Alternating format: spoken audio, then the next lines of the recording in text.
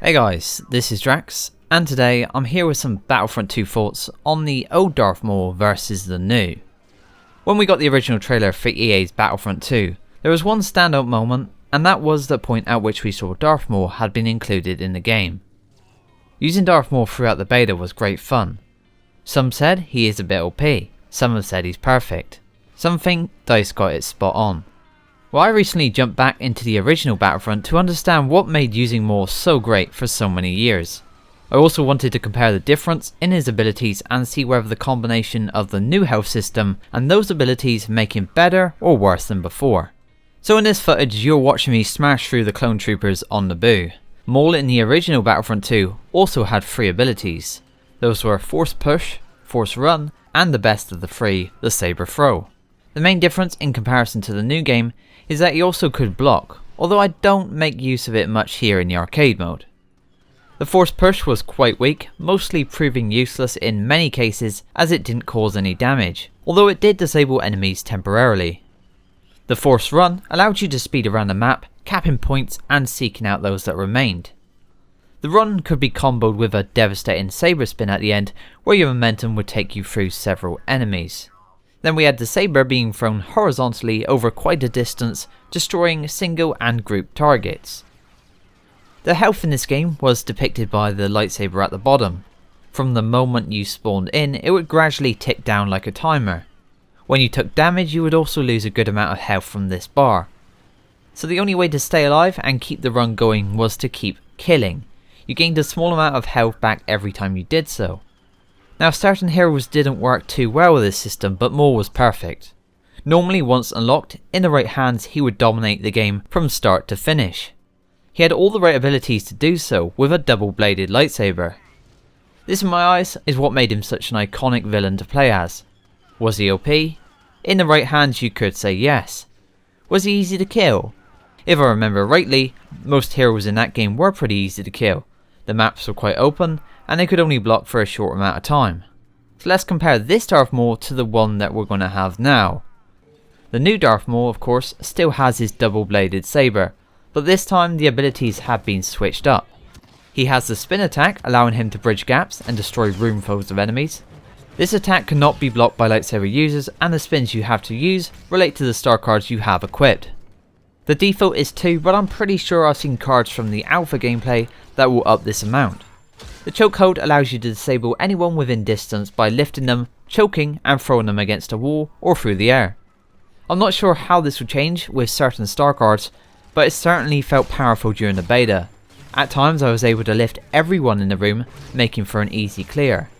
He then has his saber throw, but this time the throw is vertical, covering less area than the previous Maul and less distance too. This one requires more skill, mostly used for taking out solo targets within range.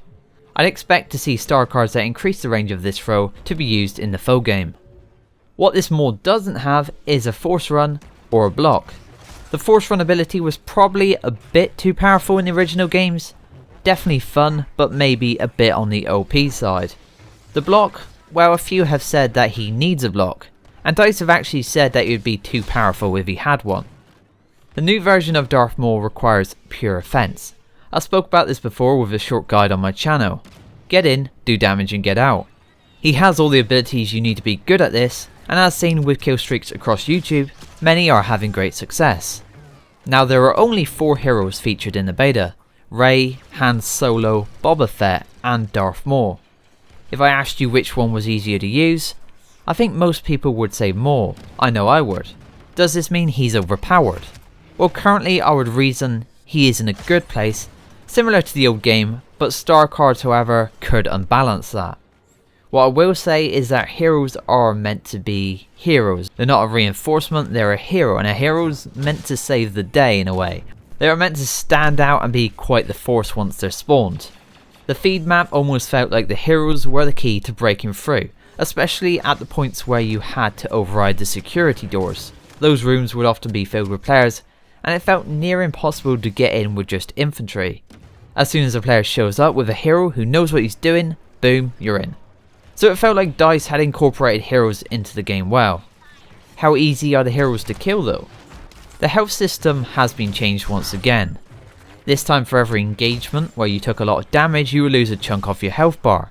Now health does regen on the heroes, but once you've lost a chunk, you won't be able to regen it all back. This means the next time you face off against a hero, if you've done good damage in the previous engagement, you're more likely to kill him or her in the next. With only 700 health in Maul's case, heroes can be seen as weaker than before. Often players who spawned a hero found themselves dying quickly to vehicles and abilities like Infiltration and Vanguard. The Vanguard ability was something that made easy work of heroes. I'm not sure of the exact damage, but it seemed to be around 350 damage with a hit to the face, so simply put, 2 hits to a hero in the face and he or she is done. Now there was a common thought during the beta that it was better just to use the Jet Trooper or Rocket Droid instead of these heroes. A lot of people were saying that they were actually more powerful and more useful.